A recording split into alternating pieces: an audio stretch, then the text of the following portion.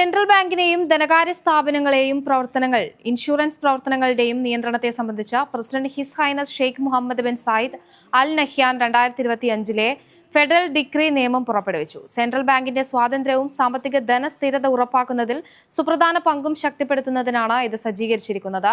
സാമ്പത്തിക മേഖലയിലെ നിയമനിർമ്മാണ മേൽനോട്ട ചട്ടക്കൂടുകൾ കാര്യക്ഷമമാക്കുന്നതിനും സ്ഥിരതയും മത്സരക്ഷമതയും വർദ്ധിപ്പിക്കുന്നതിനും UAE സാമ്പത്തിക ആവാസ വ്യവസ്ഥയെ ഏറ്റവും ഉയർന്ന അന്താരാഷ്ട്ര മാനദണ്ഡങ്ങളുമായി വിന്യസിക്കുന്നതിനുമുള്ള UAE നിരന്തരമായ ശ്രമങ്ങളുടെ ഭാഗമാണ് ഫെഡറൽ ഡിക്രി നിയമം.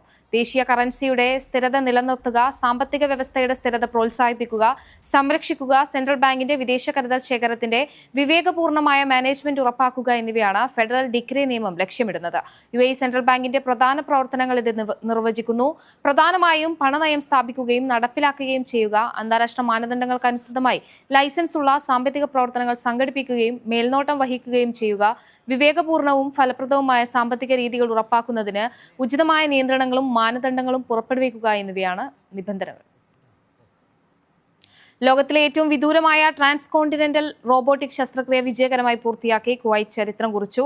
12034.92 കിലോമീറ്റർ ദൂരപരിധിയിൽ നടത്തിയ ഈ ശസ്ത്രക്രിയ ഗിന്നസ് ബുക്ക് ഓഫ് വേൾഡ് റെക്കോർഡ്സിൽ ഇടം നേടി. കുവൈത്തിലെ ജാബർ അൽ അഹമ്മദ് ആശുപത്രിയും ബ്രസീലിലെ ക്രൂസ് വെർമെൽഹ ആശുപത്രിയും തമ്മിലാണ് ഈ ശസ്ത്രക്രിയ നടന്നത്.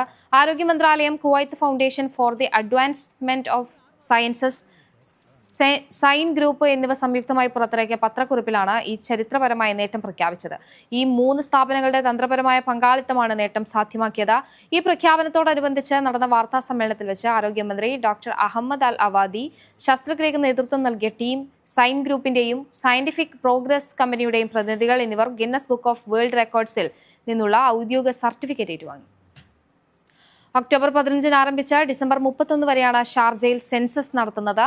എമിറേറ്റിലെ എല്ലാ നിവാസികളും ഇതിൽ പങ്കെടുക്കണമെന്ന് ഷാർജ ഭരണാധികാരി ആവശ്യപ്പെട്ടു. ശേഖരിക്കുന്ന എല്ലാ ഡേറ്റയും രഹസ്യമായി സൂക്ഷിക്കുമെന്നും അധികൃതർ വ്യക്തമാക്കി. സെൻസസിലൂടെ താമസക്കാരുടെ പേരുകൾ, അവർ താമസിക്കുന്ന വീടുകളുടെ തരങ്ങൾ, അവരുടെ ജീവിത നിലവാരം, വരുമാന നിലവാരം എന്നിവ ഉൾപ്പെടെയുള്ള വിശദമായ വിവരങ്ങളാണ് ശേഖരിക്കുന്നത്. ഡാറ്റ ശേഖരിക്കുന്നതിന് ഉത്തരവാദിയായ ജീവനക്കാരനുമായി സഹകരിക്കാനും സെൻസസ് ചോദ്യങ്ങൾക്ക് വേഗത്തിൽ പ്രതികരിക്കാനും വിവരങ്ങൾ നൽകുന്നതിൽ കാലതാമസം വരുത്താതിരിക്കാനും ഭരണാധികാരി ആളുകളോടും ആവശ്യപ്പെട്ടു. ഓരോ പ്രദേശവും നിശ്ചിത എണ്ണം ആളുകളുടെ ഡാറ്റ ശേഖരിക്കും. ഒരു പ്രദേശത്തെ താമസക്കാരൻ വിവരങ്ങൾ നൽകാൻ വൈകിയാൽ അല്ലെങ്കിൽ അവരുടെ ഡാറ്റ നൽകാൻ വിസമ്മതിച്ചാൽ ആ പ്രദേശത്തെ ഡാറ്റ ശേഖരണം നിലച്ചേക്കാം. അത്തരം സാഹചര്യങ്ങൾ ആ പ്രദേശത്തിന്റെ തന്നെ വികസനത്തെ ബാധിച്ചേക്കുമെന്നും അദ്ദേഹം ചൂണ്ടിക്കാട്ടി. NTV UAE to the world.